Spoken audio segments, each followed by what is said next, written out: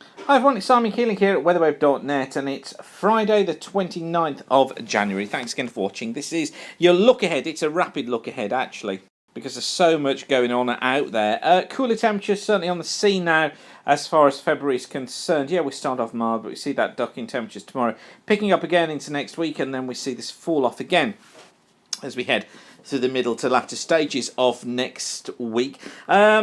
Storm Gertrude has brought wind gusts of over 100 miles an hour across the north of the country during today. Looks like we're going to get more storms coming in on Monday as well. And then eventually that clears away and we see this downward dip in temperature. Now, this idea of cooler weather coming in through February is one that we've been leaning on for a long time, isn't it? And we're going to stick with that theme into the middle of the month as well. But before we get there, we've got snow to consider through tonight. This is the chart for 6 o'clock in the morning, showing fresh accumulations of snow across much of Scotland, Northern and Western Ireland. And through the course of Saturday, we find snow drifting its way southwards on showers, eventually getting across the hills of Wales, hills of northwest England, most of it across northern and western Scotland, bits and pieces though across the hills of Ireland too.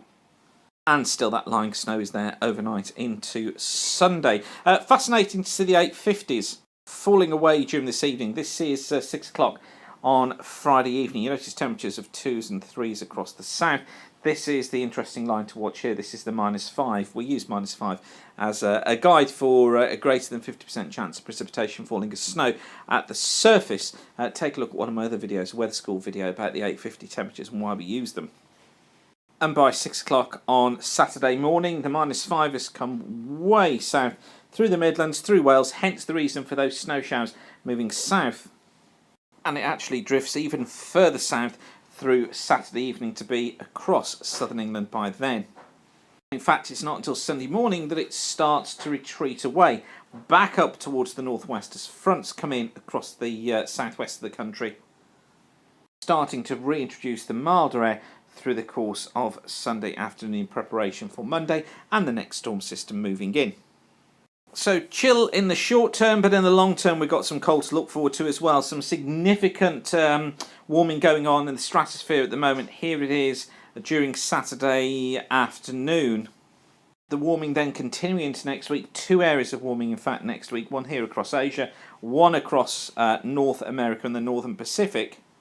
Warming thing continues through the course of the week into the following week. This is Monday the 8th. Now, that has implications for the idea of cold weather coming in the middle of February. Generally, we look at a strato warming event and say between 10 and 14 days after that cooler air could be on its way. And that's something we need to be watching out for around the 10th or the 11th of February. Now, there's lots of factors that need to slot into play just yet, but there are just increasing signs. Now, I'm going to say this, and I know that you know how to be sensible, and you're not going to run off on some massive snow fiend frenzy here. There are signs showing, folks, that we could be in for quite a hit of winter once that cold air arrives, and we think 10th, 11th February. Don't think it will last very long, but certainly the signs are there. We're still keeping it around a 30% risk of this cold weather hitting, so that means a 70% chance that it won't. But this figure here is starting to become a more dominant factor. In fact, I'm going to put that to 35% now and bring that down to 65%. So it's starting to become stronger all the time. Okay, I'm going to leave you with that for now. But certainly there are some very interesting times ahead. Of course, we'll keep you updated throughout here at weatherweb.net with our daily look-ahead updates.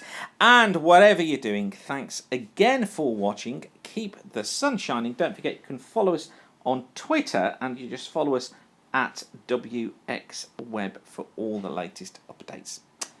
Bye for now.